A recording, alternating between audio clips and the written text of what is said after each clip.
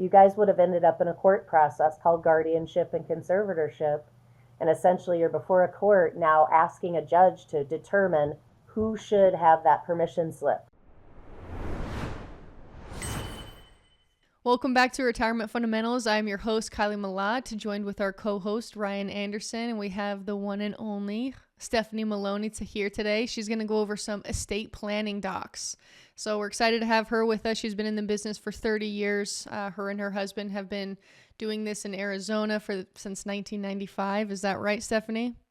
Correct. Almost 30 years here. Yep. I love it. So yeah, we're excited to have her. So thank you for joining us, Stephanie. Now, Stephanie, you guys have done over 25,000 sets of estate planning documents, which is ideal.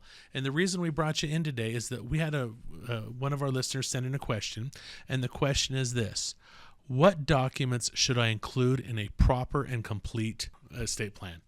So, again, and if you could please, just kind of as a general rule, proper estate plan, what's included in that? Perfect. A great question. So, most of us are walking around with an estate plan already. It's the most expensive one that exists. No documents. But when families get educated, they do begin to learn they actually need to put some paper in place to make sure this is going to work down the road. And most clients do come to the decision that they would like to use a revocable trust. So the estate planning set I'm going to talk about would be if a client had decided to put a trust in place for their family. And a married couple is going to have 14 documents in total. They're going to, of course, have their trust, which we refer to as the trust contract. And that's where distribution will be taken care of for their family. They're going to have a summarizing document called a certificate or an abstract of trust. And then in addition to that, this is always a shocker, we still have wills when we use a trust. And often people are a little taken back because they had wills often in place, and now they're upgrading to a different style of will. But it's very important to also include a pour-over will with this type of an estate plan. We have a document called a general assignment to essentially assign our untitled assets to our trust. Because a hallmark of using a trust is retitling assets so that your trust now is the owner and you're the controller of the asset.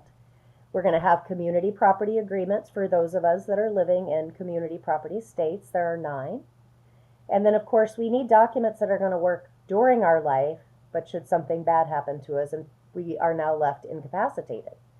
So we're going to have, of course, financial durable power of attorney, and those are individual documents for two individuals of an estate plan. And then we have the healthcare advance directive living will. In some states, those are divided out, but we just include that as kind of one main document for all of our healthcare decision making, including termination of life, should we have to cross that bridge. And we can't do it for ourselves, right? These documents come out when we can't make these decisions for ourselves. So there are families' permission slips. Then, of course, we have a guardian nomination for adults. That often takes people back because we think about that for kids, but sometimes we need a guardian too. We have final disposition documents.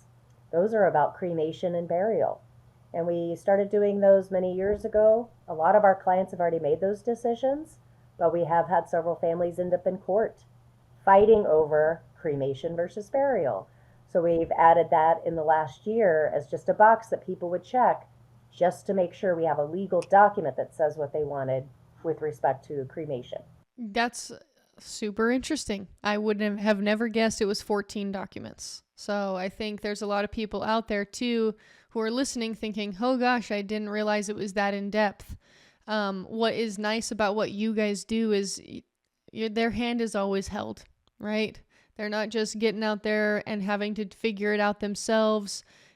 We are here to educate and to help you not only answer questions, but help you fill out those documents as well.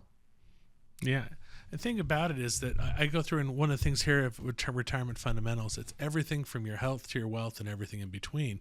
And these estate planning, this proper, as we go through the succession planning documents, that is a big deal. And as far as it, I did not realize some of the things that we had to have in place in order to avoid probate. Some of the things we had to have in place that, for my wife and I, the first time we thought about a will, we were headed to Mexico for a business trip. We had 5 kids at home, and we literally took a piece of paper out and says, if we die, this is who gets the kids, this is who gets the money. And we made 2 photocopies of it and sent it to our parents. That was as involved as we got. And fast forward a few years, my mother passed away about 15, 16 years ago, and we didn't have anything in place then, and we had to work through that. That was a difficulty.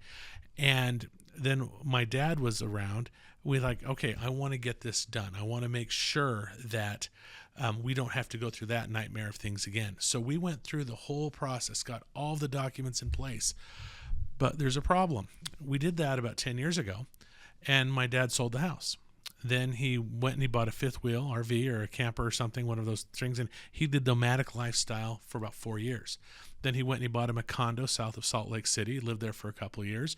Then he didn't like Utah anymore, so he moved to Texas. He passed away. We could not find the documents. And my father had pulmonary fibrosis, so he was on a ventilator, went in the hospital talking, but as soon as he got that ventilator in, now he's incapacitated. He can't make decisions for himself. And for whatever reason, Texas law, and I'm no expert on this, but this is the experience we had, whenever there was a major, and I don't know the definition between major and minor decision to be made, the next of kin had to make it because we did not have that medical power of attorney. Next of kin is defined as a spouse or children. Well, my mom passed away, so it is children, plural, not child. It was children. I've got 7 brothers and sisters. We cover Alaska to Washington, D.C., and every time zone in the middle. And so whenever there was something to be done, we were getting these DocuSigns from the hospital that we had to have, and it was a 24-hour turnaround by the time it all got done. And then the fact that when the doctor came to us and says, your dad's got multiple organ failure, the only reason he's alive is because of the ventilator, we need you to go through and we need to remove him from the ventilator. Well, we'd had those conversations, we knew it, but we couldn't find the documents, so we all had to literally sign a piece of paper saying, yes, we know this action will take our father's life. That is a hard thing to sign. We know it, and I've still got a sister 6-8 months later that is still beside herself over the fact that we killed our dad. We have since found the documents. They were in somebody's garage that he'd stored them in that said that's what he wanted. Still doesn't take away the trauma, and that's really what it was of signing that. So, I mean, what are your counsel to something on that? How would you prevent something like that from happening? Well, Ryan, I'm so glad that it honestly worked out like it did, because what if she had really put her foot down, your sister, said, I'm not signing this? You guys would have ended up in a court process called guardianship and conservatorship, and essentially you're before a court now asking a judge to determine who should have that permission slip. So as long as everybody's copacetic, we're on the same page, they allowed that, but it only takes one person to stop the path. And now you have a problem. So I guess what I would say to encourage people, don't pretend you have another day. And you do have an estate plan, and don't think that estate planning just has to do with wealth or age. An 18-year-old needs the same documents your father did. Because if your 18-year-old gets in a horrendous car accident and now they're left kind of like that and they have that same message for you, what if you're a divorced couple and you just don't like your ex? You're not thinking about what's best for this 18-year-old. You're just mad at her. So that's why we do young adult power of attorney kits, to make sure these kids get to pick who they want to be their people, because they don't all have great relationships with everybody. So I guess, Ryan, everybody just needs to really stop telling themselves and cutting themselves from the team of estate planning that they need to think about getting this in place. Because if all you have is your health and a little bank account, you still need legal documents. Absolutely. So if that's ringing a bell to you, audience, if you're listening and you say, oh gosh, that's me, where do I go next? retirementfundamentals.org. Click that link and we can put you in the right room with the right people and get you educated.